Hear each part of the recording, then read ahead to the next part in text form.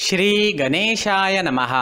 नमस्कार दोस्तों, ये राशिफल चंद्र राशि पर आधारित है। चंद्रमा मन का कारक है। हमारे मन पर जो भी उतार चढ़ाव आते हैं वो चंद्रमा की स्थिति लेकर आती है। इस वजह से चंद्रमा की पोजीशन हमारे रोज के जीवन को बहुत ज़्यादा प्रभावित करती है और उसके अकॉर्डिंग हमारा दिन अच्छा या बुरा जाता है। तो आइए जानते हैं इस दिन चंद्रमा आपके लिए किस तरह के परिणाम ला रहे हैं।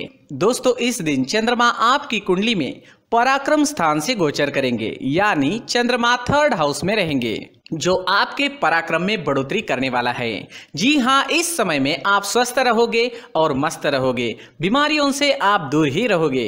इस समय में आपकी शरीर की ऊर्जा भी बहुत ज्यादा रहेगी और आपकी काम करने की गति भी बढ़ेगी। इस समय में उन लोगों को सबसे ज्यादा फायदा होने वाला है जो अपना व्यापार छोटी छोटी यात्राओं से करते हैं, यानी उन्हें व्यापार करने के लिए छोटी छोटी यात्राएं करनी पड़ती है।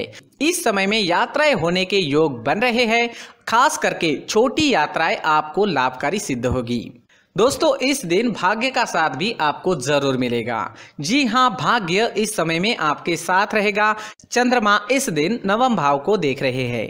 चंद्रमा की 9वें भाव पर दृष्टि होने से दिन आपके लिए भाग्यशाली रहने वाला है। लेकिन चंद्रमा पराक्रम क्षेत्र में गोचर कर रहे हैं, उस वजह से आपको लगन से काम करना पड़ेगा और मेहनत भी काफी करनी पड़ सकती है। व्यापारियों को इस समय में निवेश करने से लाभ होने वाला है। व्यापारियों के लिए निवेश करने के लिए ये समय बहुत बढ़िया रहेगा, निवेश कर सकते हैं। इस समय में निवेश करने से अच्छा लाभ होने की संभावना रहेगी। इस समय में आप धार्मिक वृत्ति के नजर आओगे। धर्म कर्म के काम में आपकी रुचि बढ़ेगी। आपके घर में भी कोई धार्मिक कार्य संपन्न होने की संभावना है। अगर आप विदेश जाना चाहते हैं, विदेश जाने का सोच रहे हैं, तो ये समय आपके लिए शुभ रहेगा। विदेश जाने की प्लानिंग इस समय में आप कर पाओगे। इस समय में अगर आपके छोटे भाई बहन हैं तो उनके साथ आपके रिश्ते और अच्छे बनेंगे। जी हाँ, उनके साथ कोई अनबन थी तो वो तो पूरी तरह से समाप्त हो जाएगी और आपके रिश्ते और अच्छे बनेंगे। एक दूसरे के प्रति प्यार बढ़ेगा। भाई बहन एक दूसरे को सपोर्ट करते हुए नजर आएंगे। एक दूसरे के प्रति प्यार बढ़ेगा। अगर कोई पुरानी अनबन थी तो वो समाप्त हो जाएगी। अगर स्टूडेंट्स की बात करते हैं, विद्यार्थियों की बात करते हैं, तो इस समय में स्टूडेंट्स को इस दिन खास ध्यान रखना होगा। इस समय में आप भाग्य के भरोसे बिल्कुल भी ना बैठे। जी हाँ, भाग्य के भरोसे बैठने से कुछ नहीं मिलने वाला। इस समय में स्टूडेंट्स जितना अधिक परिश्रम करेंगे उतने अच्छे रिजल्ट्स ला पाएंगे। जैसे जैसे दिन आगे बढ़ेगा स्टूडेंट्स के लिए समय वैसे वैसे अच्छा होता जाएगा। स्टूडेंट्स को इस समय में कोई बड़ा परिवर्तन नहीं करना चाहिए। जिस तरह से सारी चीजें चल रही है उसी तरह से चले तो ज्यादा अच्छा रहेगा। अगर पर्सनल लाइफ की बात करते हैं, लव लाइफ की बात करते हैं, तो ये समय लव लाइफ के लिए भी बेहतरीन है। घूमने फिरने के लिए, लाइफ को एंजॉय करने के लिए समय का अच्छा उपयोग करें। इस समय में नए रिश्ते बन सकते हैं और पहले से बने हुए रिश्ते और मजबूत बनेंगे। जो लोग अविवाहित हैं उन्हें भी अच्छे रिश्ते आने की इस समय में संभावना रहेगी।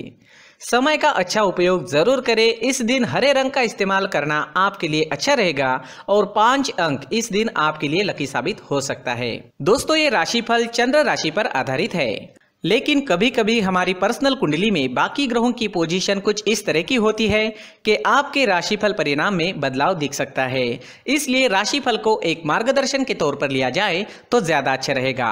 दोस्तों, सभी राशि के लोगों के लिए जीवन में आगे बढ़ने के लिए कुछ जरूरी बातें वीडियो में आगे बताई गई है, तो वीडियो आगे जरूर देखें। नमस्कार दोस्तों, व्यक्ति को अपने जीवन में सफल होने के लिए मेहनत के साथ साथ भाग्य का साथ होना भी बहुत ही आवश्यक होता है। अगर व्यक्ति का भाग्य उसका साथ देता है तो कम मेहनत में ही अधिक सफलता प्राप्त होती है। परंतु कई बार ऐसा देखा गया है कि व्यक्ति के जीवन में कई ऐसी घटनाएं घटित होती है जिसकी वजह से उसको बहुत सारी परेशानियों का सामना करना पड़ता है और इस स्थिति में व्यक्ति को बिल्कुल भी समझ नहीं आता कि ऐसा क्यों हो रहा है। दरअसल आपके घर में ही कुछ ऐसी चीजें होती है जो हमारे भाग्य को प्रभावित करती है, हमारे जीवन को प्रभावित करती है और उन चीज़ों के आसपास होते हुए भी हमें वो चीज़ें नज़र नहीं आती। वह चीज़ें हमारे चारों तरफ एक अजीब सा घेरा बनाकर रखती है, परंतु हम उसको नहीं देख पाते।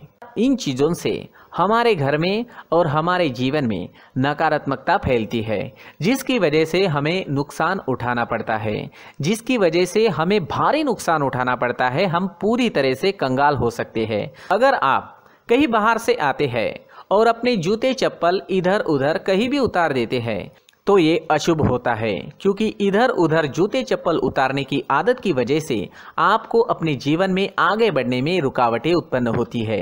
इससे उन्नति में बाधा आती है। इसलिए आप अपने जूते चप्पलों को उनकी जगह पर ठीक प्रकार से रखें। दोस्तों, काफ़ी लोगों को इस तरह की आदत होती है, कहीं से भी बाहर से आते हैं, कहीं भी जूते चप्पल फेंक देते हैं, कहीं पर भी उतार देते हैं। कुछ लोग तो घर के एंट्री के मेन डोर के सामने ही जूते या चप्पल डायरेक्टली उतार देते हैं। ये तो बहुत ही गलत है। साथ ही कुछ लोग जूते चप्पल उल्टे रख देते हैं, उस पर ध्यान नहीं देते। लेकिन इन चीज़ों पर ध्यान देना बहुत ज़रूरी होता है और जूते चप्पल हमारे जीवन को बहुत ज़्यादा प्रभावित करते हैं। दोस्तों, ध्यान रखें, जूते चप्पल हमेशा साफ सुथरे रखें और उनको उनकी जगह पर रखें। उनके लिए एक स्थान बनाएं, उस स्थान पर रखें।